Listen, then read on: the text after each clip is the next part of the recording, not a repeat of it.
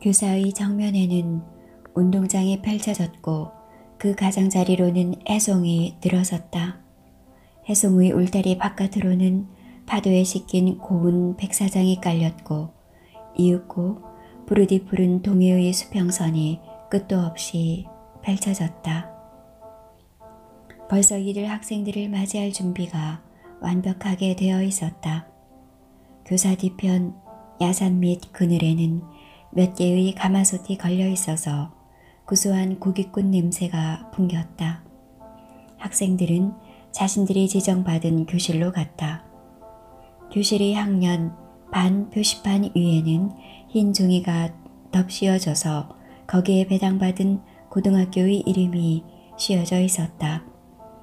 물론 교실에는 책걸상이 깨끗이 치워져 있었다.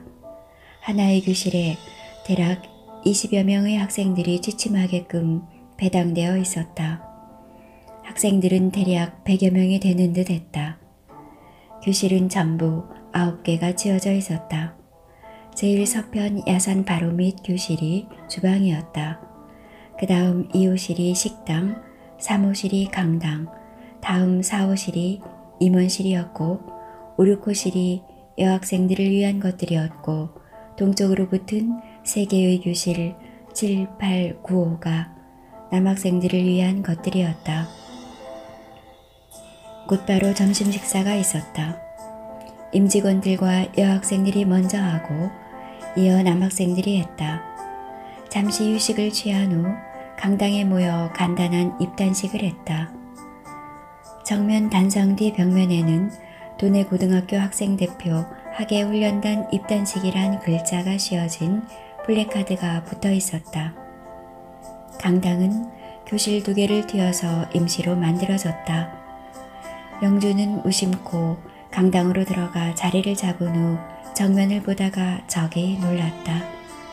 낯선 어른들이 정면과 양 사이드에 꽤 여러 사람 앉아 있었다.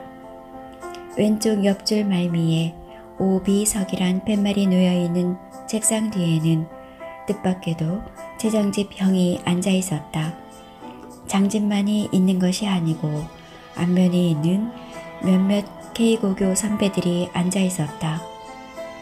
언제나 김대우의 의견을 대변하고 다니는 장집이고 보니 그의 존재가 올여름 이 학예훈련단 프로그램이 김대우 의원이 입김에 의한 것이라는 소문을 실감시켰다. 또 학무국장의 인사말이 있었다. 다음은 아니나 다를까 김대우 의원의 치사가 최장집에 의해 대독되었다. 친애하는 고교 학생대표 여러분, 갓 국회에 진출하게 되었기 때문에 뜻깊은 이 자리에 참석하지 못함을 유감으로 생각합니다. 국회 진출이 확정되고 나서 제일 먼저 나는 도지사와 교육감을 방문하여 오늘의 이 자리의 필요성을 역설하였고 즉석에서 응낙을 받은 바 있었습니다. 돌이켜 생각하면 4.19 봉기는 우연한 것이 아니었습니다. 2.28 데모로부터 시작한 고교생 시위의 끈질긴 점화는 결국 4.19의 대폭발을 낳았다고 생각합니다. 4.19 때 서울에서 거리로 쏟아져 나온 약 3만 명의 학생 중 절반 이상이 고교생이었다는 외신 보도도 있었습니다. 나는 무엇보다도 4.19 학생 의결을 엄연한 혁명으로 규정짓고자 합니다. 그것은 집단 행동으로 기존 독재 정권을 붕괴시켰기 때문에 열연한 혁명이라는 사실입니다. 그것은 비록 기존 체제를 전면적으로 부정하고 집단 저항 세력의 인적 요소로 전면적으로 대체시키고자 하는 사회혁명은 아니었습니다. 하지만 우리 학생들은 대학생이나 여러분 고등학생들이나 순수했습니다. 그것은 분명히 집권 세력의 대체와 민주제도의 수립을 폭력적 방법으로 실현시키는 데 성공하였기에 분명히 혁명인 것입니다. 나는 이 점을 국회에서 주장할 것입니다. 우리 학도는 이제 기존의 정권에 정면 도전하는 역사의 주체인 것이 입증되었습니다. 4.19 혁명은 학생을 스스로 정치 집단화시켰고 학생의 정치적 역할에 정통성과 당위성을 부여하였습니다. 그러나 고교생 여러분, 학도의 본보는 역시 학업의 연마에 있습니다. 한층 학업 연마에 매진해 주시고 뜻깊은 학예훈련 프로그램이 유익한 것이 되기를 기원합니다. 김대오. 학생들은 기분이 나쁘지 않았다. 자신들이 혁명을 했다니 잘 믿어지지가 않았다. 자신들은 학원을 뛰쳐나갈 수 없으니 김대호 형이 자신들을 대표하여 혁명 과업 완수에 참여하고 있다고 생각했다. 자신들은 진정 혁명의 주체였다. 야당이던 민주당 사람들은 자기네들이 반정부 시위운동을 일으키는데 큰 역할을 했다고 주장하지만 막상 4.19 때 그들의 지도력은 거의 나타나지 않았다. 그들의 개입이 데모군중 사이에서 현시되었더라면 오히려 일반인들과 학생들의 움직력은 약화되었을 것이다. 3시가 지나서야 입단식이 끝났다. 학생들은 입단식의 분위기에서 세상이 많이도 바뀌었음을 느낄 수 있었다. 3시 30분부터 해양훈련이 있었다. 전원 수영복 차림으로 백사장에 모이도록 했다. 바닷가에 위치한 조그만 국민학교에는 알 수 없는 정적감이 깃들어 있었다. 그것은 천년의 정적을 안고 조용히 파도치는 저 끝없는 수평선 너머 망망대해에서 전해져 오는 듯 했다. 교사와 운동장은 투명하게 빛나고 있었다. 이 정적감과 아울러 강렬하게 쏟아지는 태양광선 탓이었다. 수영복으로 갈아입은 학생들이 하나 둘 운동장에 나타나기 시작했다. 이제 막 피어오르기 시작한 그들의 몸은 물오른 묘목처럼 청순하고도 탄력적이었다. 영주는 수영복을 입고 운동장으로 뛰쳐나가기가 주저되었다. 조금 창피한 생각이 들었다. 그는 바다가 처음이었다. 그림이나 사진, 상상 속에서만 봐오던 바다였다. 그런 식으로 보고 그리워하던 바다는 실제에 있어 훨씬 더 감동적이었다. 고막을 짓눌러 오는 정적감과 아스라이 떠오르는 수평선은 자연이란 것의 실체를 실감시켜 주었다. 거대한 자연의 존재 앞에서 인간이 제일 먼저 느끼는 것은 그것의 무한성과 영원성이라고 영주는 생각했다.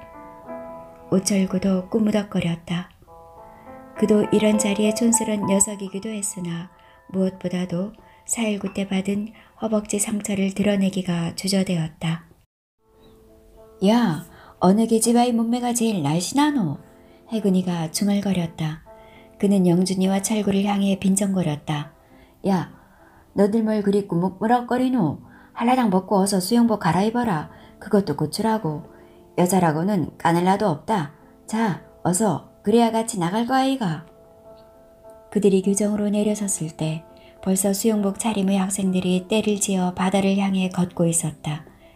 그들은 제가끔 무슨 말들을 하는 듯 했으나 막막한 바다의 침묵에 눌려 아무것도 들리지 않았다.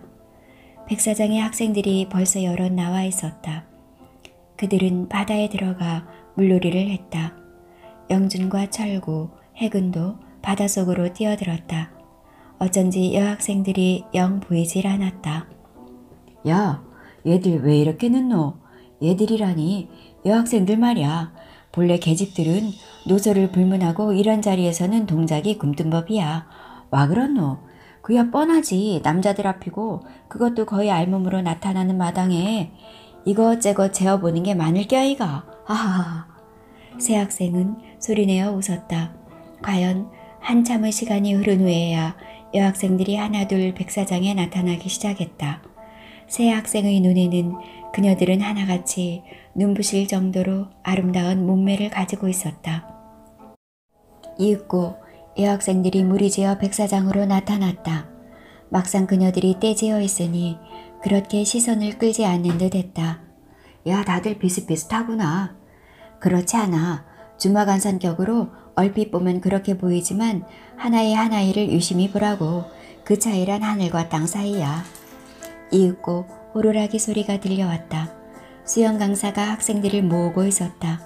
학생들은 그에게로 모여들었다. 강사는 스피커를 틀어놓고 음악을 내보냈다. 그러면서 자신이 준비체조의 시범을 보였다. 모여든 학생들은 그의 동작과 음악의 리듬에 맞춰 준비체조를 했다. 영주는 해근의 익살과 해악에 다소 고무되어 기분이 풀어지는 듯 했으나 사실 자꾸만 위축되는 자신을 느꼈다. 가난한 말단 공무원을 아버지로 둔 탓이었을까? 모든 것이 낯설었고 자신에게는 지나치게 화려하게만 비쳤다. 준비체조가 끝나고 스피커 음악이 멎었다. 나는 여러분들이 수영 강습 선생이다. 여러분들은 앞으로 일주일간 나의 강습을 잘 배우면 멋진 수영선수가 될 수 있고 긴급 구조에도 능숙해질 것이다. 그러나 오늘은 첫날인데다가 오늘하고 고생도 많았고 무엇보다도 무척 더울 것이다. 그러므로 전원 뒤로 돌아 앞으로 갓. 스피커 음악이 더 높은 톤으로 흘렀다. 학생들은 와 소리를 내면서 바닷속으로 뛰어들었다. K고교 학생들은 바다로 걸어가다가 B여고 학생들을 만났다.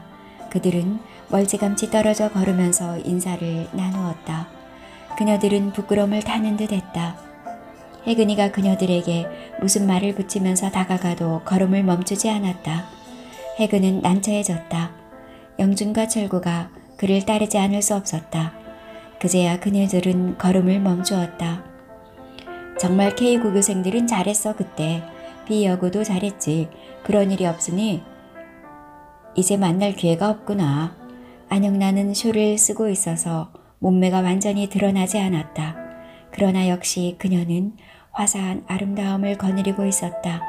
3명의 남학생들로 하여금 황홀하게 입고 가슴이 울렁거리게 했다. 우리 저녁 먹고 자유시간에 만나자이. 안영란이 제의했다. 그래 우리가 찾아갈게. 혜근이가 대꾸했다. 그들은 헤어졌다. 그런데 영준아, 착간에서 너 보지 못했냐? D교구 애들, 특히 저기 송수일이 말이야. 저희 애한테 딸이 붙이더라고. 자식 그날 보니 36개는 혼자 놓더니만. 걱정 마. B여고는 전통적으로 우리 학교하고 친하니까. 개인적으로 친한 거야 자기들 나름이지 뭐. 좀 뛰어봐라 왜. 마음 있으면. 내 눈에도 걔가 제일 괜찮은 것 같다 이거 아이가. 그날 학생들은 사지가 늘어지도록 백사장과 바닷속에서 놀았다. 그들은 자연스럽게 서로의 얼굴을 익히게 되었고 친밀해졌다. 어느 틈엔가 해는 서서히 기울어졌다. 기운 햇살에 빗긴 야산의 그늘이 교사와 운동장을 뒤덮고 있었다. 영주는 물속에서 박영희와 마주쳤다. 그녀는 부끄러운지 물 밖으로 몸을 내놓지 않았다. 의거가 있던 날 그녀가 뛰어서 상무에게 조선원을 불러들 수 있었다. 늦게나마 연락을 받고 이모가 뛰어왔기에 다행이었다. 영주는 언제나 그날 그녀의 노고에 대해 감사하고 있었다. 박영희는 물속에 몸을 감추고 있었으나 물 위로 드러난 목덜미 부분만 보아도 투명할 정도로 희고 고왔다. 영주는 그녀를 외면하지 않을 수 없었다. 그날 고마웠다. 아니 뭘, 애긴 잘 자라니? 응 그라마. 두 학생은 별다른 말을 나누지도 못하고 헤어졌다. 집단 생활이라 둘만의 시간이 주어지지 않았다. 웅변대회, 백일장, 장기자랑대회, 모교자랑의 날 등으로 매일매일의 오전 시간을 보내고 오후에는 수영 강습을 받았다. 저녁을 먹고 나서는 주로 노래자랑대회, 장기자랑대회, 연극공연, 독후감 발표 등으로 시간을 보냈고 한두 시간의 자유시간이 주어졌다. 야, 너 박영인가 뭔가 하는 애 손목 한번 안 잡아주고 바다를 떠날 작정인가? 어느 날 잠자리에서 혜근이가 다그쳤다. 내가 왜 걔 손목을 잡아주노? 서로 좋아하는 눈치던데? 잘못 봤어. 좋아하고 자시고가 어딨냐 고등학생 주제에. 그래, 너는 사업에 잘 돼가냐? 어젯밤에도 12시가 넘어서 들어오더라만. 청춘 사업이란 그리 쉬운 게 아니더라 야. 말을 도무지 안 들어먹더라고. 철구도 마찬가지야. 걔들 말이야. 데모할 때는 얼마나 우리한테 잘했노. 그런데 데모가 없으니까네 우리를 본 척도 안 할락하더라. 그럼 또 데모해야겠네. 그자. 하하하. 그들은 소리내어 웃었다. 그들은 결국 자신들이 각기 색다르게 느꼈던 여학생들과는 단둘이서 얘기를 나누어 볼 수 있는 기회를 한 번도 가져보지 못했다. 그만큼 그들은 순진했었고 그들은 이성교제에 있어서 어떤 교육도 받은 적이 없었고 기회도 없었기에 달리 생각해 보는 수도 없었다. 다만 그들은 즐거운 오후의 수영 강습 시간에 자신이 관심을 두고 있는 이성의 학생에게 시선을 주는 것으로 그쳤다. 하루하루의 순간순간은 수많은 파도의 펠린처럼 반짝이는 경의와 즐거움의 시간이었다. 어느 이성의 학생에게 특별히 신경 쓸 필요가 없었다. 그러나 영주는 무심코 물놀이를 하거나 백사장에 앉아 수평선을 바라보고 있다가도 느닷없이 오해수 여인을 머릿속에 떠올리는 수가 있었다. 무엇보다도 그녀의 그리운 감정이 일었다. 그날 밤을 그녀와 같이 지새운 후 한 번도 만나지 않았다. 그는 그렇게도 지독한 상처의 고통 속에서도 그녀가 그에게 느끼게 했던 무한의 부드러움과 자지러질 듯한 감촉을 잊지 않고 있었다. 종에 맞은 암사슴처럼 아름답고 슬픈 여인이여, 영원히 나에게 다가오지 마라. 너희 저 무변 광대한 초원으로 달려가다오. 제2부 서울행 야간열차 1. 불꽃의 덧없는 확산. 여름방학을 마치고 등교한 학생들은 묘하게 돌아가는 학교 분위기에 다들 어리둥절할 수밖에 없었다. 학교는 개학과 동시에 정상 수업이 진행되지 못했다. 대학 입시 때문에 발등에 불이 떨어진 3학년 시간에만 선생님들이 들어가시곤 했다. 그나마 힘이 없어서 무슨 강의를 할 수는 없었다. 그들은 학생들에게 자습을 시켜놓고는 힘없는 모습으로 의자에 앉아있을 뿐이었다. 1. 이 학년들의 시간에는 선생님들은 얼씬도 하지 않았다. 그러나 학생들은 선생님들이 교실에 들어오시지 않는다고 해서 떠들고만 있을 수는 없었다. 그분들은 며칠째 교무실에서 굶고 있었다. 제각기 이불을 펴놓고 길게 누워들 있었다. 그들은 머리맡에 물 주전자와 컵이 놓인 쟁반을 하나씩 두고 있었고 가끔가다 컵에 물을 따라서 마실 뿐이었다. 25일 오전 11시쯤 수희 아저씨인 구씨 등에 엎혀나가는 물상 선생의 모습을 학생들은 분명히 보았다. 그 장면을 보고 난 후 학생들은 숙연해질 수밖에 없었다. 학생들은 시간표에 따라서 조용히 자습을 해나갔다. 황태동 선생님이 노조위원장이다. 어느 사이인가 소문은 학생들 사이에 쫙 퍼져나갔다. 길기용 선생님은 도노조 부위원장이다. 와! 학생들은 소리 죽여 함성을 질렀다. 자신들이 좋아하고 따르는 젊은 선생들이 교원 노조의 핵심적 위치를 차지한 데 대해서 긍지를 느꼈다. 그들은 그 사실 하나만으로도 교원 노조는 훌륭한 단체일 것이라고 믿었다. 사실 교원 노조의 결성과 그 활동은 시민과 학생들로 하여금 놀라움을 자아내게 했다. 각급 학교의 선생들도 노동조합을 만들 수 있는 것일까? 다들 머리를 갸우뚱했으나 교원 노조 측의 설명을 듣고는 고개를 끄덕일 수밖에 없었다.